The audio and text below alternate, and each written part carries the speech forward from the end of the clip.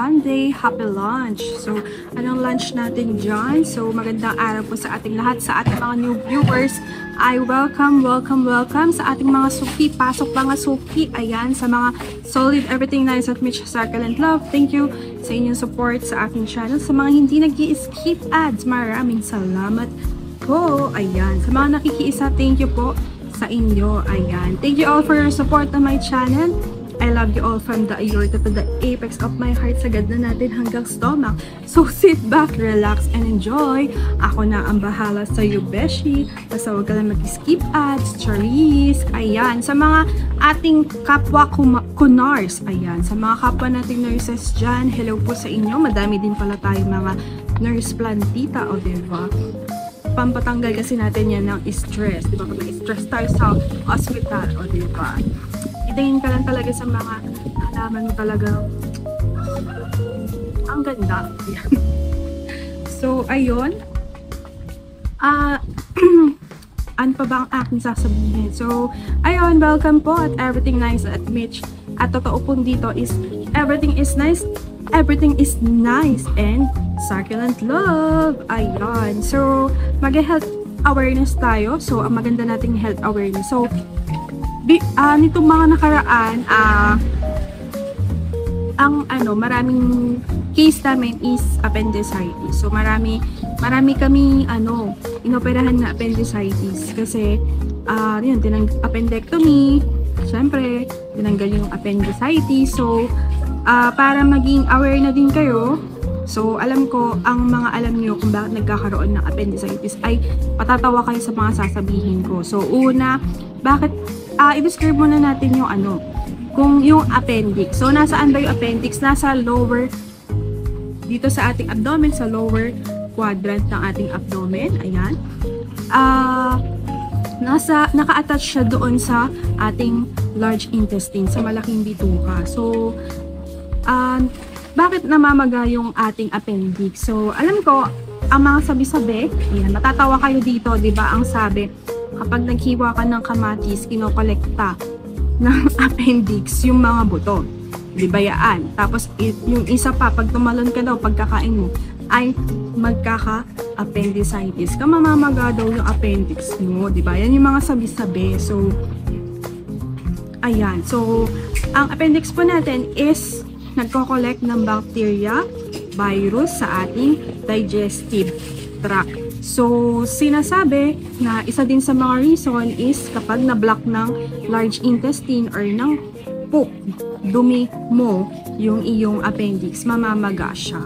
So, yun po yung mga reason. So, paano ba maiiwasan yun? So, actually, nangyayari talaga yan. Hindi natin talaga maiiwasan. Pero pag kumain kayo ng rich in fiber, ayan, high fiber diet, gulay, prutas, maiiwasan nyo magkaroon ng appendicitis. Iiwasan yung mamagayang appendix nyo na iyan. So, ilan ba yung inoperate? Parang 4 this week. So, 4 sila. Mga bata. So, mga payat sila actually. O, yung mga magjujubis dyan, ligtas na ako. Hindi mo pa rin sure. So, ayun, kailangan high fiber diet. Tapos, bawal, iwasan na natin yung, mahilig sa mga cholesterol, sa mga taba talaga. Iwasan na natin yan. Tapos, ano ba yung symptoms ng appendicitis na meron ka talaga appendicitis? So, masakit yung dito sa lower part ng iyong abdomen. Tapos, minsan, tumatalon yung kirot sa iyong navel. Minsan, sa left lower side ng abdomen mo. And, minsan, para kapasuso ka or para kang nasuka ka, ganyan. And then, wala kang ganang kumain. So, kapag nakahiga ka rin, pag pinrest mo tong lower abdomen mo at masakit talaga, pumunta ka na ng ospital. Kasi emergency situation po iyan. Pag po hindi nyo po yan, pag nawala po yung kirot niyan, kasi on and off yan, bumabalik. Pag nawala po yung kirot niyan, delikado po yan, ibig sabihin, pumutok na ang iyong appendix. At mas delikado po ito. Ayun. So, sa katunayan, naalala ko nga yung pasyente ko dati. Pasyente namin dati. Nagpa-admit sila kunwari ngayon. Tapos, later night. Yun nga, nakaset na sila for appendectomy tonight. Yung pagkadating nila, tapos biglang nagbago yung isip, nag-pack out. Kasi siguro baka may bulong. Yung may bumubulong, yung mga may kamag-anak na nagsasabi, huwag mo munang anuhin yan, huwag mo munang paoperahan yan, baka ano pa yan, may paraan pa yan, baka ganun eh. Ganun kasi usually yung mga kamag-anak natin, di ba, mahilig mangialam. So, ayun, yung pasyente, mataas na yung lagnat niya, parang nung pagpasok ko nung kinabukasan, mataas yung lagnat niya, tapos hindi bumababa, nagtataka nga ako, bakit malalakas na yung antibiotic niya, pero hindi bumababa yung kanyang lagnat. So, syempre, pag nilalagnat, meron ng signs of infection. So, inisip namin nun, baka COVID na yung pasyente natin, hindi bumababa yung lagnat. Tapos, kinakabahan na kami, praning na kami. Tapos, bumababa. Tapos, nung pagka-opera niya, right after ng opera niya, siguro a day, nakapag-op na ako, pagpasok ko, ayun, nung madaling araw, nilalagnat, tapos hirap huminga, in-oxygen namin, mas nahihirapan daw siyang huminga, tinatanggal yung oxygen. Tapos by mga 6:20 AM, nag-pass away na yung pasyente. Kasi nga, too late na, pumutok na yung appendix niya nung nag-decide na sila magpa-opera. So, ayun, kasi nga, tas para silang ano ba tawag dito? Ano ba yung correct term? Basta ano sila, parang iswami sila. Medyo little lang yung knowledge nila about sa mga ganung bagay. So, ina-explain naman, pero sila, sarado yung utak nila. Kasi doon sila nakikinig sa bulong ng kamag-anak nila. So, ayun, pagka dumadaan nga ako doon sa, dati kasi sa ward ako, pag dumadaan ako doon, naaalala ko si tatay doon sa room na yun. So, ayun, minsan kasi pagka, di ba may mga bulong ng kamag-anak, pag gusto niyo magpa-second opinion, dapat sa doktor, hindi dun sa kamag-anak nyo, di ba? Kasi, halimbawa, same kayo ng sakit, pero iba yung sintomas, iba yung ganap. Magkaiba kayo ng treatment. So, minsan kasi din, yung mga nababasa nyo sa internet, dahil easily accessible yung internet, di ba? Pag may data ka, i-research mo, ganito, ganyan. Naku, ganito pala. So, dapat pala ganito. So, ikaw, hindi mo susundin yung payo ng doktor or kaya magmamagaling ka, di ba? Ganon. So, iba po kasi yung nababasa nyo sa internet at iba din po yung made situation sa pasyente, sa mismong kaganapan sa ospital. Depende po sa case niya kung ano ba nangyayari ngayon. So, ganon yun. So, kung magko-consult kayo sa doktor tapos hindi kayo maniniwala, gamutin nyo na lang ang inyong sarili. Charis, ayan. So, pag nag-consult kayo sa doktor at ayaw nyo paniwalaan, pwede kayong mag-second opinion, pero sa medical pa rin, sa ibang doktor. Wag sa kumari ng nanay mo, kaya sa kapitbahay mo, kaya yung meron talagang bulong, ganun. Mga tipong seserohan mo yung baby, may pumapala, tutusok ka. Mga ganon. So, parang, kayo na po kaya mag-suero ng baby nyo, parang ganon. Kasi hindi ka makapag-concentrate kasi may butik eh. Ganon. Mga ganon, diba? So, hindi makapag-concentrate. Parang, pagka ako ganon, pinapalabas ko si mother. Mother, kami na lang po para makapag-concentrate at na-hit mo na o kaya magawa mo na ang dapat mong gawin. So, ganon kasi sila eh. Ayun. So, ayun, what's the, moral lesson? So, kung mayroon ka na nararamdaman, tingin mo na sa doktor. Kasi, yun nga, tayong mga Pinoy kasi tinitiis natin yung kirot. Diba? Tinitiis natin yung sakit o kaya wala tayong pampa-check up. Kasi mahal magpa-doktor, mahal magpa-check up, mahal ang gamot. So, tayong mga Pinoy, tinitiis natin yung sakit. So, hanggang sa lumala na, tapos too late na. So, yun nga, si mother, yung pasyente namin, si tatay, nag-hallucinate, kung ano-anong sinasabi, tapos, dapat ipapa-ICU kasi, bumababa nga yung oxygen saturation niya eh. Tapos, para siya nag-hallucinate. Tapos, totoo din yung parang may nakikita silang mga sundo, yung mga ganyan. So, ayun, ayaw ipa-ICU ni mother kasi for closely monitoring, bakit kaya nagkakaganito si tatay. yun nga, nag-circulate na yung, pumutok na yung appendix niya, nag-circulate na yung toxin sa kanyang katawan. So, huli na ang lahat. So, yun, makinig kayo sa i-advise sa inyo ng doktor. Hindi mag-a-advise ang doktor kapag hindi tama. Ayan. So, again, kung gusto niyo mag-second opinion, mag-consult kayo, pero sa medical. Huwag sa kumari. Huwag sa kumari nyo kaya sa kapitbahay nyo yung chismosa. Diba? Ayun. Actually, ano din, yung mga na-experience ko din, yung mga pasyente namin na nasishigpay, yung dinala sa ospital ng ano na, deads na, sumasama din sila. As in, nung may nangyari sa amin na gano'n, nag-code kami, sumama sa akin yung namatay na pasyente. Talagang nasa likod ko siya. Talagang yun yung pinaka nakakakilabot na experience ko. That time, nito lang yun eh. So, ayun, merong dinala, obese patient, tapos cardiac arrest, tapos parang before that, meron ding naka-off naman ako, meron daw dinala din. Lalaki naman, bata pa, pero cardiac arrest din. So, malakas uminom. Ayan. So, yung pag-inom-inom ng alak na yan is, ano din yan, nakaka-ano din yan, ang tawag dito? Nagkakos din ng ano yan, ng heart problem. Kasi yung tatay ko din ganyan. Nanginginom siya, tapos ayaw niya mag-seek sa doktor, ay magpa-check up kasi natatakot. And then yun, nag-heart attack. Tapos malakas uminom. Yun. So, office, nagtatrabaho sa office right after. Lalo na kapag after ng work, ayan, ako. Shot na, mga ganon.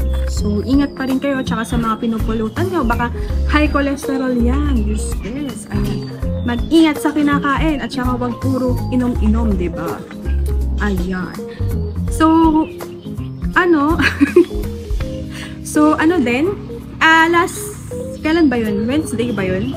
Thursday is nag-upload ako ng unboxing from Pat Mama.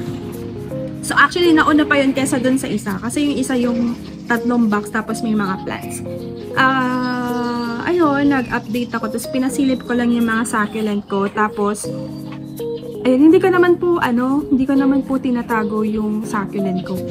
Ano lang, hindi pa kasi lumalabas yung unboxing nila.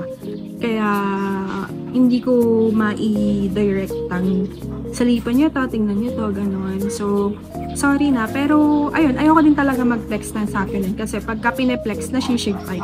Ngayon, yung mga ibang succulent, okay naman sila. Kasi hindi ko naman sila pineflex. Oo. So, baka pag na-flex ko, charot. Ayun kasi, pagka pineflex mo, meron talagang namamaalam eh. So, wag naman sana mga diba? Pwera usog, ayan. So, pwera usog po. Huwag niyo pong usugin ang aking mga saxis, diba? Tsaka sa mga pinapanood yung vlogger, ayan. So, ayun, mag-shoutout muna tayo mga beshi. Ayan. So, unahin muna natin i-shoutout yung ating mga kapwa vlogger na nag-visit din sa ating channel. Thank you so much sa inyong pag-visit sa ating mga vlogger. And please do subscribe din po sa kanilang channel. So, pahapyawan muna natin Ate Joyce Garden. Hello sa iyo sis. Please support din po si Ate Joyce Garden. More of the succulent. And then, Dels Vlog. Si Ma'am Dels. Ayan. Ang gaganda ng mga succulent. So, please support din po Dels Vlog, Grow with Leaves. Ayan. Succulent Daily Page. Hi sa'yo sis. Jane's Plant Collection. Hello po. Inday Nanet. Ayan. Yang Biliena. Sir Primitive. Thank you. Ayan. Potted Sunshine. Ayan. More of the Haworta and Succulents. Ayan. Mag-vlog ka na sis. Ayan. Elsie Flora. Ayan. Si Ma'am Elsie. Ems Home Succulent. Hello, ma'am. Hello, ma'am Ems. Ayan. Ang gaganda ng mga ionians mo. Yun talaga yung first love ko sa sa channel mo. Ayan. Succulent Garden. Hello, Ma'am Grace. Security Lover Nature. So, yung iba hindi sila mga succulent. And then we have Rockwa Onta TV. Ayan. Hello po, sir. So, later naman yung iba. So, ayun. Ayan, di ba? Napansin ko madami pa rin sa inyo ang succulent lovers. Ang dami pa rin talaga naghahanap ng succulent. At iba pa rin kasi talaga ang ganda ng mga succulent. So, later tonight, it would be, ano ba yung, parang magtataling yata ako ng Astro, pero with arrangement. So, abangan niyo yan.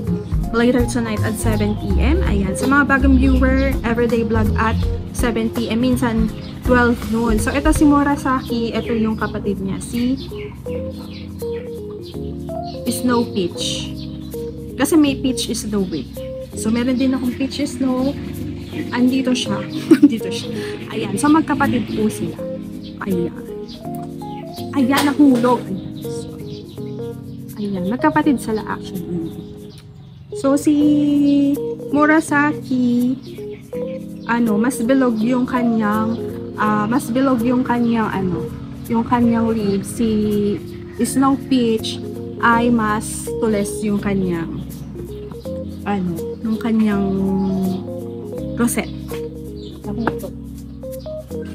Ayan, may halaman din kasi dito sa ilalim ng lamesa. Ayan, buti hindi natutusok. Pero minsan nasipa ako. Buti hindi natusok yung aking pa.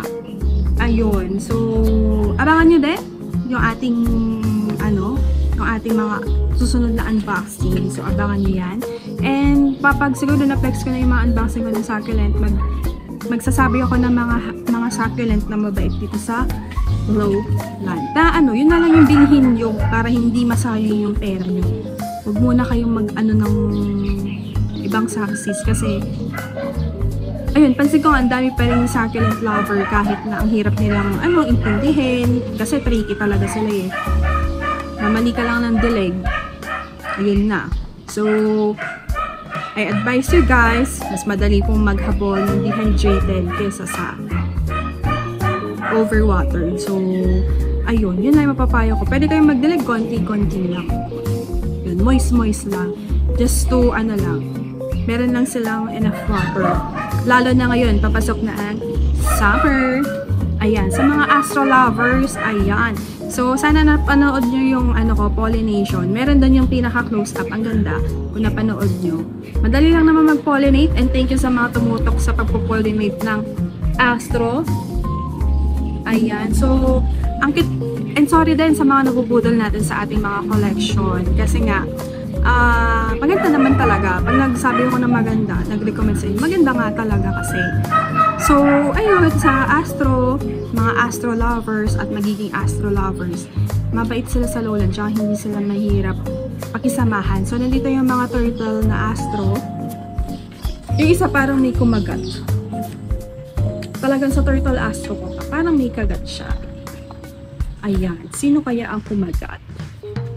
Magtago ka na dyan. Tapos, kung gusto nyo pa mag-flower yung astro nyo, morning sunlight, tsaka dapat may regular watering sila. So, think before you believe. So, ayan, think before you believe. So, i-assess nyo muna, baka mamaya is na-overwater nyo na ang iyong astro. Yung para na siyang puputok, ganun. So, ganun yung itsura ng mga astro na na-overwater. Kasi pag diniligan mo yan, malulukaw na sila. So, better to assess your astro bago ka magdilig. Kung nagkukulubot yung ilalim, ayan, sige, magtubig ka, pero pakiramdaman mo din, ha? Ayan. So, what makes a astro? Bakit ka na-addict sa astro, Mitch? Kasi, ang ganda kasi nila. Tapos, pag na-hydrate mo sila, talaga maganda silang tingnan. Maganda talaga silang tingnan. And, basta ang ganda nila. Nandito kasi yung ibang astro eh. Yung tray. Ayan, nakikita nyo. Ayan sila. Tapos, pag nag-flower sila, mga ganon. So, nakakatawa sila. And hindi sila mahirap pakisamahan. Wala din silang favoritism kagaya ng kaibigan mo, diba? At ng mga seller, diba? May mga favoritism. Ayan. So, minsan mag-chat kami ni Ma'am Jackie, sabi niya mag-sale siya, tapos sayang daw hindi daw ako nakamay ng mga kasi may case kami sa OR, tapos hindi ko na masabi na, Ma'am, kasi kakamain ko lang ng astro. Tagal naman kasi niya mag-sale, tapos puro na din kasi ko daydream, tapos puro mga gym na niya, halos yun nandito sa mirak ko, ayan. So yun, pero mura kay Ma'am Jackie at saka magaganda. So sabi nga niya, hindi na nga. Sabi ko kasi, nakita ko sa ibang seller, yung mga kagaya ng tinda ni Ma'am Jackie, ang 100, yung nasa 100, 3, 4. Sa kanya, 100, 4 or 3. Doon sa isang seller, 100 naman na isa. Sabi ko, hala mahal, sabi niya. Tapos sabi ko sa kanya yun, tapos sabi niya, ayaw niya kasing magmahal masyado.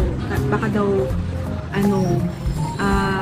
syempre, di ba ganun yung mga Chinese, mas gusto nila na mura, at least mauubos yung paninda, kaya sa mahal. Pero, maraming matitira. Di ba yung mga nagtitinda ng mga food, di ba ganun?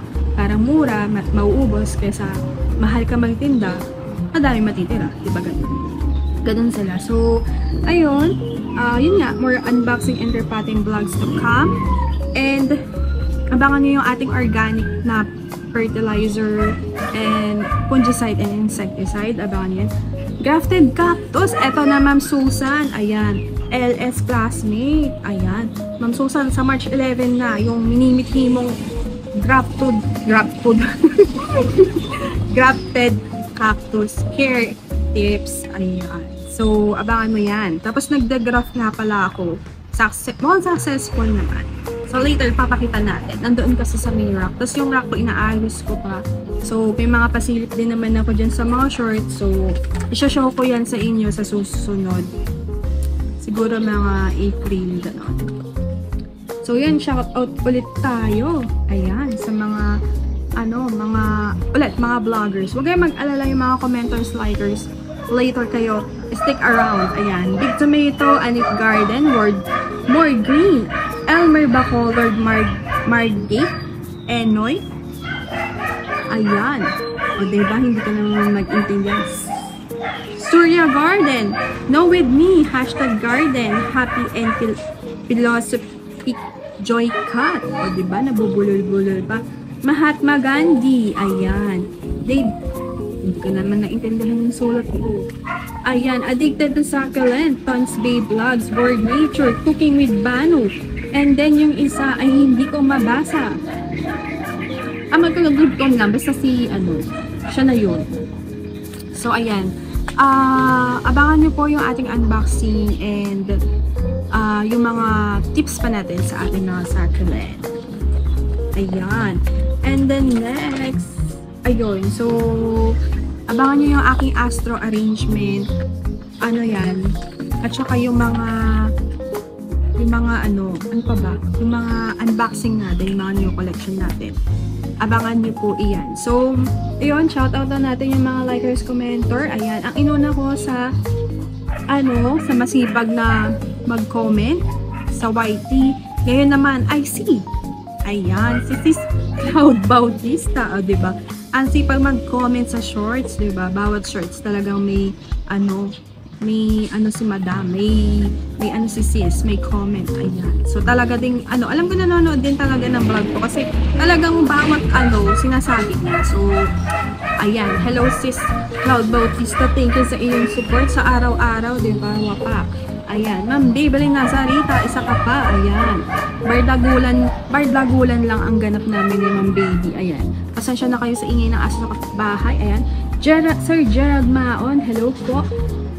Ma'am Cora Santos, ayan. Shelby King, MGB, Mikey, Vanita Jen, Bining Texon, hello Ma'am Bining Texon from the San Antonio, Nueva Ecija, at sa mga kapwa natin, mga kababayan natin dyan, hello sa inyo, ayan. Rem DJG, ayan, thank you sa inyo sir, kasi sabi niya, sige ma'am, hindi na ako mag-i-skip ads, thank you sir. Ayan, si Lupa, Luis Tomas, and si Ma'am Flordels Menyoza, thank you so much, and of course, ating mga FB likers, ayan, masisipag nating commenters at FB likers. Ayan, inuna ko na si Sir Randy Suarez dahil wala kang pinapalampas, lahat hina-heart mo sa mga post ko. Thank you so much. Ayan. Meron po akong FB page. It's Everything Nice at Beach, TikTok, and Instagram. Ayan. Sir, Ma'am Marvic Bagwal, thank you so much. Lourdes Areza, thank you sa inyong pag-heart. Dizel Menyoza, Ma'am Maura Lulu, Lins Castor, Babe, ayan, si Ma'am Babylene. Ma'am Nancy Balustre, maraming salamat. Gladys baguhin. Hello sis, ayan, ang kapwa nating Conars, ayan, so, kamusta na ang iyong astro? Ayan, ayan, na ano na to doon? Asan na ako? Ma'am Arlene po daw. Comes po daw, ayan. Ma'am Luisa Abejo, thank you sa pag-like. Ma'am Prima Lani, thank you sa wow. AJ Balasik, Yana, and Jackie Mempin, and ayan, kay Geraldine Luis, ayan. Yung ka-work ko, sabi ko, ano pwede ko nang ibigay, ay bibigyan ka ako kita ng cactus pagka paalis na ako dito. Tapos nagulat ako sa sabi niya, sabi niya, sige damihan mo nagulat ako talaga.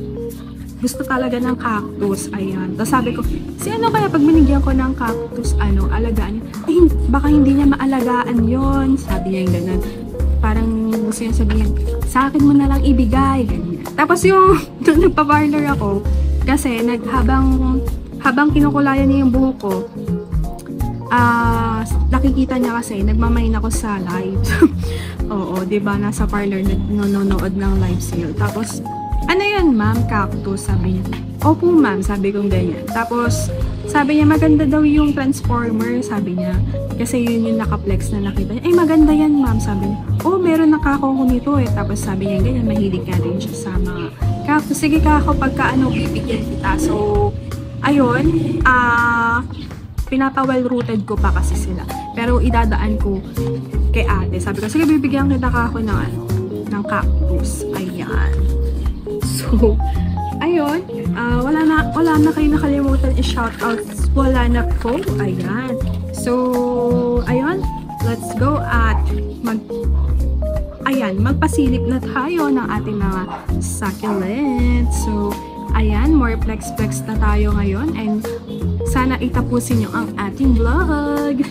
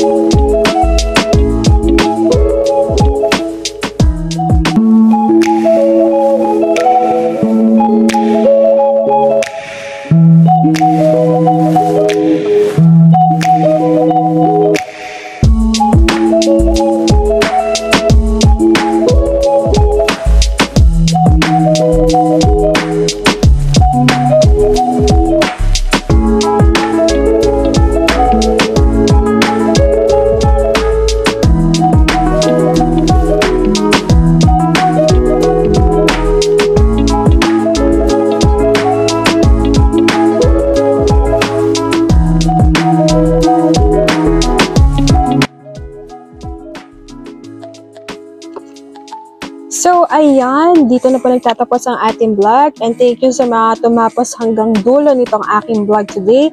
Happy Sunday! So, magkaroon tayo ng quotes of the day. Ayan. So, eto. Ayan. Life is like a cactus, thorny but beautiful. Yan yung isa sa mga favorite kong quotes about sa cactus. Ayan. So,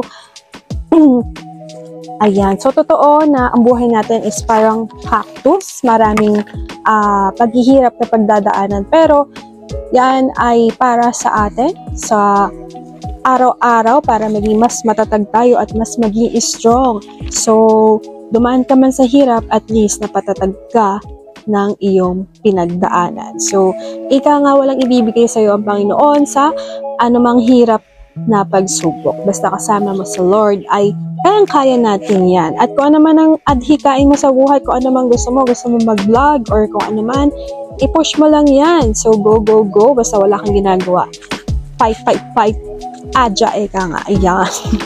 So, thank you for watching. I hope nag-enjoy kayo sa ating vlog today. And if you do like or love our vlog today, please don't forget to hit the like and subscribe button. Ayan. So, yon, ganyan ang aking mga ganap dito sa amin. Ayan. So, thank you for watching at Everything Nice at Mitch. Succulent Love. This is your nurse, Blanquita. Sabayan niyo ako, guys. Saying, God bless po at lagi mag-ingat. And see you tonight at 7 p.m. for another vlog. Ayan. Everyday vlog at 7 p.m. Only here at Everything Nice at Mitch. Totoo pong everything here is nice and succulent love. So, thank you and God bless po. Happy Sunday!